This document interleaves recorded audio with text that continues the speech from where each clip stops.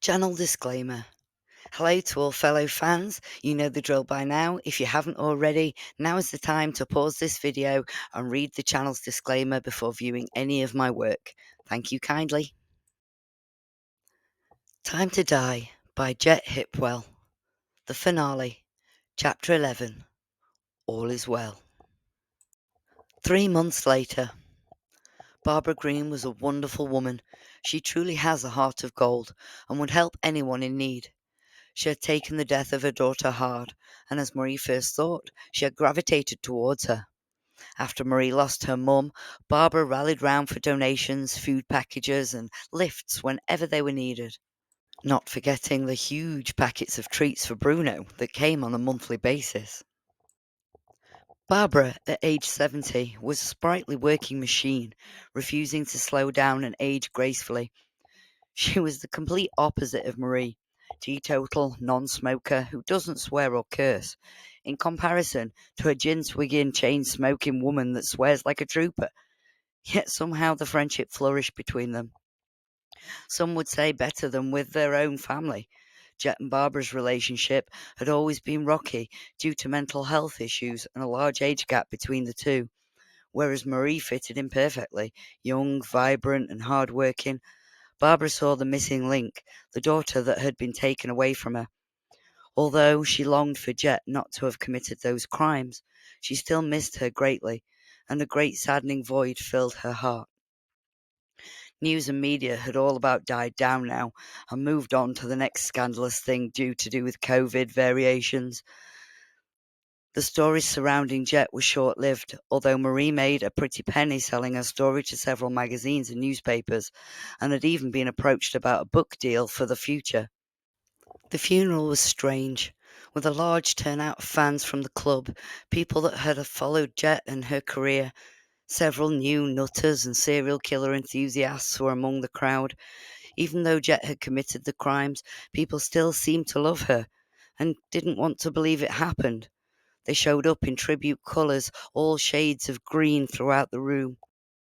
Barbara had been overwhelmed by kindness and the show of love that people had for Jet and Sevens. Marie held a wake at Jet's club, and Sevens had never felt so gloomy, until she reminded everyone that Jet brought back the club so that people could party in the first place, and therefore that's what they must do. The people obliged, and Jet's friends danced and sang the night away to a multitude of her favourite songs. Who knows what will become of Sevens now? Barbara pulls up in the car outside Marie's house, loaded to the rafters like a huge jumble sale, with boxes of books, guitars, lamps, and ornaments. One box was labelled foodstuff and piled high with tins and jars. As usual, trying to do it all herself, Barbara begins to unload the car. "Let me do that," Marie piped up. "Give it here. That's too heavy for you. Let me get Matto to come and help." Matto was Marie's fiancé, and on being shouted away from his game of football in the main room, he begrudgingly came to help. "What needs to go where?" he asked. "Well, there are 2 guitars and an amp for you there, so wherever you want to home them, darling," Barbara said, unloading a great box of books out of the back. "These are for you, Marie. You may need one of the bookshelves to go with them, though. If you want me to bring them too, let me know." "Oh, bless you, Barbara, thank you. That's so kind of you," Marie said with a large smile. "I would rather it all goes to a good home and her friends rather than the tip. Everything else that people don't want, I'm going to divide and give away to charity." Tears are now rolling down her face. "Oh, Barbara, come inside. I will make you brew. Matto can finish doing the car." "Thank you, Marie. I would like that. Do I finally get to meet Bruno properly and give him some treats?" "Oh, you can give him all the treats, loves, and fusses that you like, darling. He will love you for it. Just watch he doesn't get too excited and hurt himself. He is a dopey bugger." A few hours of stories and general chit-chat. Barbara says she had better be getting back, and she departs for the evening. Marie sat contemplating, looking through some of the herbal books that had been left to her, remembering that Jet had told her about the common foxglove and all the weird and wonderful things it could do. I wonder if I could make LSD, she thought to herself, or poison. The thoughts then leading to who she would kill next and why. Did she need a reason anymore? All she knew is that life was dull and mundane. She needed that excitement in her life, but that there was also so much more she had to learn. 2 years later, Marie had not put aside her thoughts. Rather, she had channeled and focused them into next level of excitement. Within the 2 years, Marie and Matto had gotten married, paid off most of their mortgage, and settled down in bliss. The house and garden flourished with fresh herbs, vegetables, and flowers of all kinds. Marie had become quite green fingered since inheriting Jet's book collection. Although a darker side had appeared in their marriage, Matto was struggling with addiction. And by that, I don't mean drugs or alcohol. His addiction was football. You name it, the man was football mad. If he wasn't playing it, he was watching it. If not watching it, then talking about it. It was beginning to grind Marie's gears. After so many years, she could hear that noise from the living room. Yes! Get in! 1-0! Matto shouted, a large sigh coming from Marie. 1-0, 1-0, 1-0, he sang. Football was the true love of Matto's life, and Marie was feeling it big time. Marie opened the patio doors and went into the garden with Bruno. Picking several flowers and herbs, she filled her little bowl with tomatoes and mint leaves. She was so proud of growing them. Do you want to brew before tea? She shouted from the garden. Matto had the football on so loud he was oblivious to the question. Marie returned to the house shouting, Oi! I said, do you want to brew before tea? She repeated loudly from the door of the main room. 1-0, 1-0, 1-0, Matto sang in her face. We are winning, and there's only 20 minutes left to go until full time. Woo-hoo! The question still unanswered as he turned back to the TV and resubmerged himself in the action. You know what? You're a dickhead, Marie said, laughing and walking back to the kitchen. She then grabbed a handful of herbs from the side and proceeded to grind them into the pestle and mortar. I will show you. I'm not being second best to anything anymore, she said under her breath as the contents were making a thick paste. She then added a few drops of boiling water from the kettle and began to stir. A strange green liquid began to emerge. Marie then took a teaspoon and added 2 to the cup, adding the tea bag and 2 spoons of sugar. Wait, let's make it 3, she thought. He has a sweet tooth. The boiling water then poured into the mix, making sure she squished the tea bag hard to make the tea as strong as possible. Last but not least, the milk went in.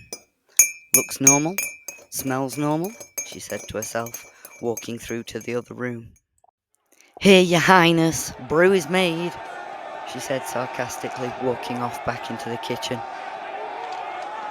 Matto was still engrossed in the last 10 minutes of the game. Taking a huge gulp of tea, he shouts, Ah, Jesus, that's hot! Like it hadn't just come out of boiling kettle. He blows on the surface and tries again, slurping the contents slower this time, as so not to burn his mouth. Placing the cup down on the table, he outbursts again. Oh my God! 2-0 now! Woo, yeah! We have won this, babe! Get in! He walks into the kitchen, brew in hand, smiling from ear to ear. How's your tea? Marie said, smiling herself. Perfection, thank you, my dear, he said, whilst dialing a friend to talk about the game. Give it 10 minutes, she thought. You will be shitting like a trooper, she giggled to herself. Matto could be heard pacing throughout the house, calling different people but having the same conversation every time. Red cards this and referees that. Marie's blood began to boil. But on the third rendition of the same story, that's when she heard it. Oh man, I have to go. I seriously need to take a dump, man. I'll call you back. Marie now giggling profusely as Matto ran upstairs to the bathroom. She could hear him moaning and groaning from downstairs as she popped in some background tunes to drown out the noise. About 20 minutes had gone by, and the lasagna in the oven was nearly done. Marie turned down the tunes and shouted upstairs, "I'm dishing up, babe." There was no reply. Marie turned off the oven and removed the large tray. "Babe, can you hear me? Food is ready." There was still no reply. Marie, now worried, headed upstairs to see what was wrong. It would appear that after his ordeal with the toilet bowl, he had gone to lie down and had then fallen asleep. "Bloody typical," Marie said as Bruno jumped on the bed beside him. "Babe, wake up. Food's ready," she said, shaking him gently. His body flopped over, now more onto his back, his legs still sideways on. "You sleep like the dead. Wake up," she shouted more. Bruno begins to cry and whinge, pawing at Matto's legs and the covers. It was then Marie realized he wasn't breathing. "Oh, shit! Babe! Babe!" She shook him aggressively. Still no response. She quickly dialed 999. "Emergency services, how may I help you? What assistance do you require?" the woman on the other end said calmly. "Oh my God, a practical joke has gone wrong, and I think my husband might be dead," she said in floods of tears. After giving her address and details, an ambulance and police were dispatched. Matto had suffered a massive cardiac arrest and was pronounced dead. Marie took one look at the officer and broke down in floods of tears. "It was only a joke. It was only meant to give him diarrhea," she sobbed. Sitting and explaining the situation, the police officer took all of the statement and told her to sit tight. She didn't think that any further action would be taken, as it was clearly an accident, but that she would have to come down to the station to clarify everything. 3 weeks later, Marie was back home with no charges held against her, although Matto's parents had chosen to cut her out of the funeral process due to the circumstances. And as she sat in the living room sorting boxes of his belongings, she came across his favourite football shirt. That one for the bonfire, she thought, not being able to bear the thought of being around or someone else wearing it. Later that night, she took anything that wasn't going to charity or his friends down to the bottom of the garden. The fire pit was stoked and raring to go. She lit the firelighter, and whoosh, it started fierce. As she placed the shirt on top of the raging fire, she became transfixed in the sight of the beautiful coloured flames that were burning fabric gave off. Deep in thought, it was then she laughed and said,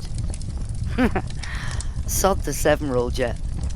I'm technically on 9 and counting." There you have it, folks. That's the end of Time to Die, cheeky novella. If you enjoyed that, you can read the rest of the trilogy.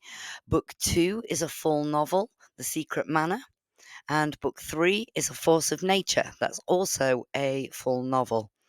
Now, I hope you enjoyed listening, and if you haven't already, please like and subscribe to my channel for future videos and projects. Thank you kindly. Now, if you are interested in Book 2, The Secret Manor, I shall read you the blurb on the back of the book.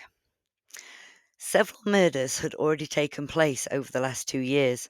Marie Spellman had been a busy bee, preparing her life for the next big event. Having inherited her best friend's bookshelf, she had made the decision to dabble into the world of witchcraft and the occult, in the hope that it would aid her in committing more murders and continuing to get away with it. This is a book of murder, mayhem, and magic. If you don't want to buy the books and you want to try your hand at luck, we are currently running a competition for the trilogy. That's with all the books signed and sent to you with free P&P. It's 50 pence per number and no limit to the amount of numbers that you can pick. However, there is only 150 numbers to choose from. So if you're going to enter this competition, it's started already, so I suggest you act quick. Thank you and good night.